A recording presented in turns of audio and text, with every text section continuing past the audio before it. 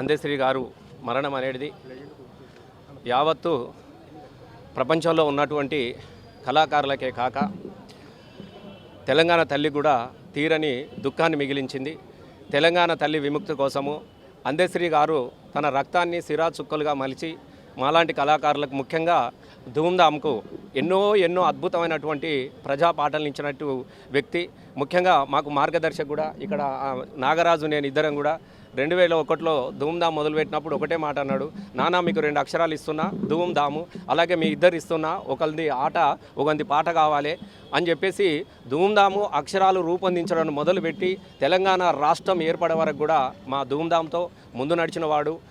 ముఖ్యంగా అందశ్రీ గారు నాకు వ్యక్తిగతంగా అందశ్రీ గారు అనేక పాటలను నాకు దక్కినటువంటి గొప్ప అదృష్టం ఏంటంటే 1993 నుండే నేను బీఈడి చదువుకున్నటువంటి కాలంలోనే అందశ్రీ గారు అప్పుడప్పుడే పాటలు మొదట్లో జానపద పాటలు రాసిండు, అద్భుతమైనటువంటి పాటలు. వారి మొదటి పాట కూడా నేనే పాడిన.